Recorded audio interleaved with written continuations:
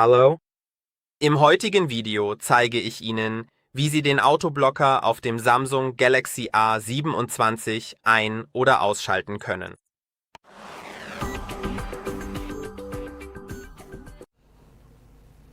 Der Autoblocker ist ein Dienst, der einige Funktionen von Android deaktiviert, einige Funktionen, die auf allen Telefonen vorhanden sind und diese deaktiviert, um Ihre Sicherheit Ihres Telefons zu schützen.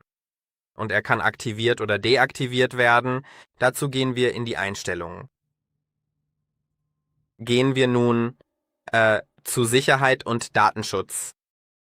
Und jetzt finden Sie den Autoblocker. Ich klicke darauf, weil dort aufgelistet wird, was blockiert wird. Er blockiert die Installation von Apps aus nicht autorisierten Quellen. Apps von außerhalb des Play Store oder Galaxy Store können also nicht installiert werden. Blockiert Befehle per USB-Kabel, blockiert Malware-Bilder in Messaging-Apps und blockiert inoffizielle Software-Updates.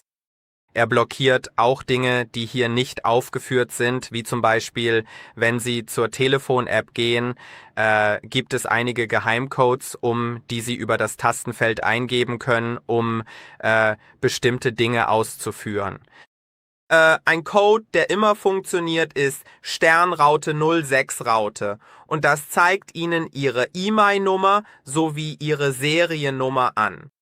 Aber einige der anderen Codes sind nicht verfügbar, wenn der Autoblocker aktiviert ist. Ein Beispiel für diese Art von Code ist Sternraute 0011 Raute. Sie sehen, dass jetzt nichts passiert. Das liegt also am Autoblocker. Der Autoblocker sperrt also viele Dinge und man kann ihn deaktivieren. Geben Sie dann Ihre Bildschirmsperre ein, falls Sie dazu aufgefordert werden. Und standardmäßig wird der Autoblocker dadurch nicht für immer deaktiviert. Er deaktiviert ihn nur für 30 Minuten und schaltet ihn nach dieser Zeit automatisch wieder ein. Wenn Sie das anpassen möchten, finden Sie die Option automatisch einschalten. Und Sie können sie deaktivieren, damit er sich nicht automatisch einschaltet. Jetzt schalte ich ihn wieder ein und es gibt auch noch maximale Einschränkungen. Sie können es aktivieren, sodass der App-Schutz eingeschaltet wird.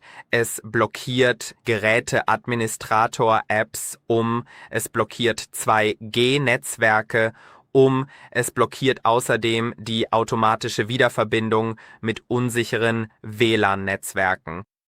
Es blockiert geteilte Alben und entfernt Standortdaten beim Teilen von Bildern. Also, Sie können gerne die maximalen Einschränkungen aktivieren oder deaktivieren, wenn Sie möchten, oder den Autoblocker aktivieren oder deaktivieren.